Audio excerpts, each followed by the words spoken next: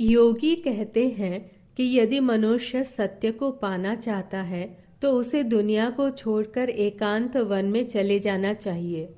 कर्ममय जीवन का त्याग आवश्यक नहीं है। यदि आप हर रोज 1 या 2 घंटे ध्यानाभ्यास करें तो आपके व्यवहारिक कर्तव्यों का पालन कर सकते हैं। यदि आप सही पद्धति से ध्यान करें तो ध्यान के दौरान उत्पन्न हुआ शांत मन का प्रवाह काम के समय भी जारी रहेगा। यह ऐसा ही है जैसे एक विचार को प्रकट करने के 2 तरीके हों। आप जो दिशा ध्यान में निश्चित करते हैं वही आपके कर्मों में प्रकट होगी। ऐसा करने से क्या परिणाम होगा? यदि आप नियमित ध्यानाभ्यास करते रहेंगे तो मालूम होने लगेगा कि लोगों के, घटनाओं के एवं पदार्थों के प्रति आपका दृष्टिकोण बदलता जाता है। आपके कर्म अपने आप आपके ध्यान के अनुरूप होते चले जाएंगे। तो आप योगियों के साथ सहमत नहीं हैं? मनुष्य को जगत में बांधने वाली वैयक्तिक स्वार्थपरता छोड़नी चाहिए। गलत अहं का त्याग सच्चा संन्यास एवं योग है। जगत में व्यावहारिक जीवन जीने वाला निस्वार्थ कैसे हो सकता है? ज्ञान और कर्म में कोई विरोध नहीं है।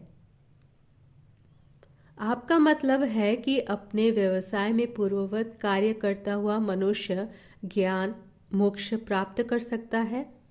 क्यों नहीं, लेकिन तब वह ऐसा नहीं सोचेगा कि उसका पुराना व्यक्तित्व कार्य कर रहा है।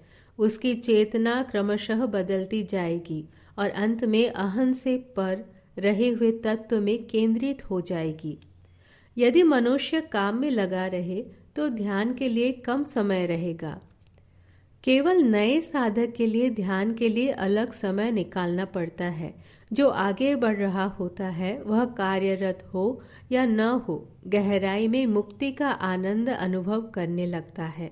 उसके हाथ समाज व्यवहार के कार्यों में व्यस्त होते हैं, तब उसका मस्तक एकांत की शीतलता का अनुभव करता है।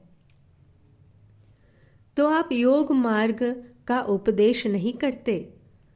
योगी अपने मन को ध्येय के प्रति छड़ी से बैल को हाँक कर ले जाने वाले गोपाल की तरह ले जाता है।